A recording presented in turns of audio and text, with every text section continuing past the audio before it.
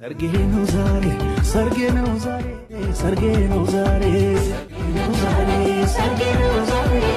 ተወዳጇ ናንሲ በመዝገብ ስሟ ዮርዳኖስ ሽመልስ በያዝነው ሳምንት ቀለበት አስራለች። በርካቶች እጅግ ተደስተዋል። የደስታ መልእክትም እያላኩላት ይገኛል። በሲንግል ማምነት በቲክቶክ መንደር እውቅናን ያተረፈችው ናንሲ ዮርዳኖስ ለረዥም ዓመታት ልጇን ስታሳድግ ከፍቅርም ከትዳርም ሸሽታ ስትኖር እንደነበረች ትናገራለች። በበርካታ ፈተና መሃል እንዳለፈች የምትናገረው ወጣት ተጽዕኖ ፈጣሪ ዮርዳኖስ በመጨረሻ ለልጇ አባት ለሷም የትዳር አጋር የሚሆናትን መልካም ሰው እንዳገኘችና በያዝነው ሳምንት መጨረሻም ቀለበት እንዳሰረች በማህበራዊ ሚዲያ ጉዳዩን ይፋ አድርጋለች። ዮርዳኖስ ያለፈውን ዓመት እጅግ በበርካታ ፈተና መካከል ያለፈችበት እንደነበረ ትናገራለች። በተለይም ደግሞ ሃይማኖት መቀየሯን ተከትሎ በርካታ ስድቦች፣ ዛቻዎች፣ ማስፈራሪያዎች ሲደርሱባት እንደነበር፣ ከዚህ ባሻገር በሁሉም የሶሻል ሚዲያ ገጾቿ ላይ እጅግ ከፍተኛ የተባለ ጥላቻን ስታስተናግድ የቆየችበት ዓመት ነበር። በእነዚህ ፈተናዎች መካከል ግን ከልጇ ጋር ጸንታ መቆምና ከአምላኳ ጋር እጅግ በጸና መንገድ መቀጠልን የመረጠችው ናንሲ በመጨረሻ እጅግ ያማረ የትዳር ሕይወት ለመጀመር መብቃቷን ይፋ አድርጋለች። ወጣትነት፣ ሲንግል ማምነት፣ በፈተና የተሞላ ልጅ የማሳደግ የሕይወት ጉዞ፣ በቲክቶክ የነበራት ዕውቅና እንዲሁም ደግሞ ሃይማኖቷን በመቀየሯ ሲደርሱባት የነበሩ ጫናዎች፣ ወደ ቢዝነስ መግባትና በሽቶ ቢዝነስ የገባችበት ታላቅ ውዝግብ፣ የሃርመኒ ስኳድ ለአንዴና ለመጨረሻ ጊዜ መበተን፣ በግል ሕይወትን እንደ አዲስ በፈተና መንገድ መጀመርና ዕውቅናን በመቆጣጠር ትልቅ ስኬት ላይ ለመድረስ የሚደረጉ ጥረቶች ሁሉ ባለፉት ዓመታቶች በሕይወቷ የነበሩ ታላቅ ፈተናዎችን በማሸነፍ በመጨረሻ ለዚህ በቅቻለሁ የሚል መልእክትን ታስተላልፋለች። ሰላም ጤና ይስጥልን። የተከበራችሁ የኢትዮ መዝናኛ አድማጭ ተመልካቾቻችን በያላችሁበት የዓለም ክፍል አክብሮታዊ ሰላምታችን ከያላችሁበት ይድረስ። ከኢትዮ መዝናኛ ዛሬም በአዲስ ጉዳይ ወደ እናንተ መጥተናል። ለሚዲያችን አዲስ ከሆናችሁ የዩቲዩብ ገጹን ሰብስክራይብ ማድረግ፣ ሐሳብ አስተያየታችሁን በኮሜንት ላይ ማጋራት፣ ይህንን ቪዲዮ ደግሞ ላይክ ማድረግ ከቶ እንዳትዘነጉ በመጠየቅ ቀጥታ ወደ ዕለታዊ መረጃችን የምናልፍ ይሆናል። ናንሲ ዕውቅና ያተረፈችው ከልጇ ጋር በምትለቃቸው የቲክቶክ ቪዲዮዎች ነበረ። ከልጇ ጋር በምትሰራቸው ቪዲዮዎች እጅግ ትልቅ ተወዳጅነትን በጥቂት ጊዜ አፍርታለች። ከዛም በመቀጠል ከሌሎች ዕውቅ ኢትዮጵያዊ ቲክቶከሮች ጋር በመሆን ሃርመኒ ስኳድ የሚባል አንድ ቡድን በማቋቋም በዚህ ቡድን ውስጥም የቲክቶክ ገጽን በመክፈት ቪዲዮዎችን ለተመልካቾች ሲያጋሩ ቆይቷል። ሃርመኒ ስኳድ የሚል ስያሜ የተሰጠው ይህ የቲክቶክ ቡድን እጅግ ተወዳጅነትን ማትረፍ የቻለ ነበር። በውስጡ የነበሩ ቲክቶከሮችም በበርካታ መንገድ ያለፉ በሕይወትም ስኬታማ ለመሆን የሚጥሩ ወጣቶች መሆናቸውን ተከትሎ ትልቅ ተጽዕኖ መፍጠር የቻሉ ነበሩ። ነገር ግን ይህ ስኳድ ብዙ ጊዜ ሳይፈጅ መፍረስ አደጋ ውስጥ ወድቆ ነበር። በዚህም ተጎጂ የነበሩ ቲክቶከሮች ነበሩ። ከነዚህ መካከልም ናንሲ ዮርዳኖስ አንዷ መሆኗ ይነገርላታል። ከዚህ ስኳድ መፍረስ ቀጥሎ በራሷ ሕይወትን እንደ አዲስ የጀመረችው ናንሲ በቲክቶክ ገጿ ከልጇ ጋር በምትለቃቸው ቪዲዮዎች እጅግ ትልቅ ተቀባይነትን ማትረፍ ችላለች።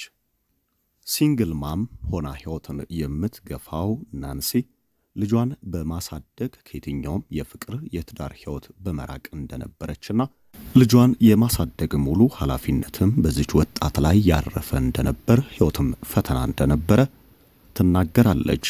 ከዚህ በኋላ ነበር በሚዲያው እጅግ ያልተጠበቀ አንድ ጉዳይ የሆነው።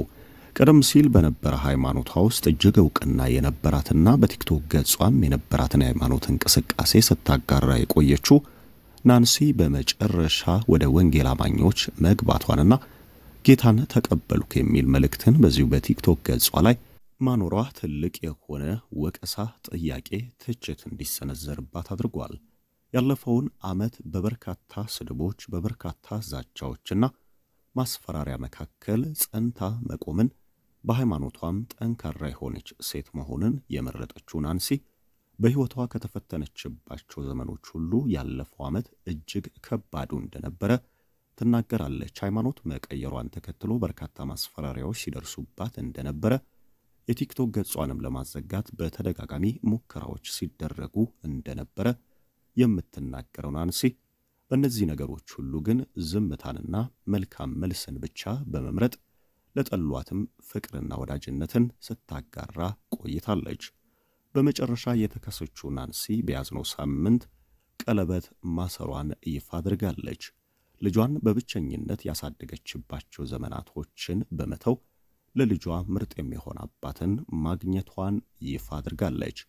ይህ ሰበር የሆነ የሰርግ ዝግጅቷ በበርካቶች ዘንድ ተቀባይነትን አግኝቷል። በርካታ ወዳጆቿ፣ የቅርብ ጓደኞቿ እንዲሁም ደግሞ በቲክቶክና ኢንስታግራም ተከታዮቿ ዘንድም የደስታ መልእክትን በስፋት እያጋሯት ይገኛል። ከዚህ ቀደም በሲንግል ማምነት እንደምትቀጥልና ልጇን በማሳደግ ብቻ ትኩረት እንደምታደርግ ወደ የትኛውም የፍቅር ሆነ የትዳር ሕይወት ውስጥ እንደማትገባ የነበራትን አቋም የቀየረውን ሰው በተመለከተም የምትለው አላት። ናንሲ እጅግ መልካም ሰው ነው ያለችው ሲሆን ይህ ሰው በመጨረሻ ለልጇ አባት ለሷም ደግሞ ባል ለመሆን ከጎኗ የተገኘ እንደሆነና በትዳር ለመጣመርም የወሰነችባቸው የራሷ ምክንያት እንዳላት አሳውቃለች። በሕይወት አጋጣሚ በርካታ ፈተናዎች ቢደርሱም በተለይም ደግሞ ልጅን ለብቻ የማሳደጉ ፈተና እጅግ ከባድ እንደሆነ ይነገራል። ልጅ ከእናትም ከአባትም ጋር ቢያድግ መልካም ነው ተብሎ ይታሰባል። ይህ ግን መሆን የማይችልበት ደረጃ ሲደርስ መለያየት አንድ መፍትሄ ሆኖ ይቀበጣል። በዚህ መፍትሄ መሃል ልጇን ለብቻዋ ስታሳድግ የቆየችው ናንሲ በመጨረሻ ግን ልጇ የምትጠይቀትን ጥያቄ መመለስ የምትችልበትን እድል እንደፈጠረችና ለልጇ መልካም አባት የሚሆን ሰውን እንደመረጠች ትናገራለች። ይህ ለሲንግል ማሞችም ትልቅ መልእክት ነው። ከዚህ ቀደም በትዳር መጣመር እንደማይፈልጉ፣ ለብቻቸው ልጃቸውን ማሳደግ እንደሚፈልጉና ከወንድ ምንም አይነት ድጋፍ እንደማይፈልጉ በሚዲያ ጭምር በድፍረት የተናገሩ አርቲስቶች የመኖራቸው ጉዳይ አያጠራጥርም። ነገር ግን ይህ ልጅን ለማሳደግ ጤናማው መንገድ ነው ተብሎ አይታሰብም። ተቀባይነትም ሊኖረው የሚችል ጉዳይ አይደለም። ነገሮች አልጋ ባልጋ ላይሆኑ ይችላሉ። መጣጣም፣ መዋደድ፣ መከባበር በትዳር ውስጥ ሊጠፋ ይችላል። ነገር ግን በነገር ሁሉ መሃል በፈተና ጸንቶ መቆምና በትዳር መቀጠል በኢትዮጵያውያን ዘንድ ትልቅ ተቀባይነት ያለው ጉዳይ ነው። ይህ መሆን የማይችል ከሆነ ልጅን በልፋት በጥረት ማሳደግና ነገ ብቁ ዜጋ በመሆን ሀገር እንዲረከብ ማስቻልም ትልቅ የቤተሰብ ኃላፊነት እንደሆነ ይነገራል። በመጨረሻ ተወዳጇ ናንሲ ዮርዳኖስ ሽመልስ የገጠማት ታላቅ የትዳር ሕይወት በመልካም እንዲቀጥል የተባረከ ትዳር ፈጣሪ እንዲሰጣት እኛም በሚዲያችን ልባዊ ምኞታችንን ልናደርሳት እንወዳለን። ዕለታዊ መረጃችን ይህንን ይመስል ነበር። እስከ ፍጻሜው ቆይታችሁን ከኢትዮ መዝናኛ ጋር ስላረጋችሁ ከልብ አመሰገንን። ሰናይ ጊዜ ተመኘን።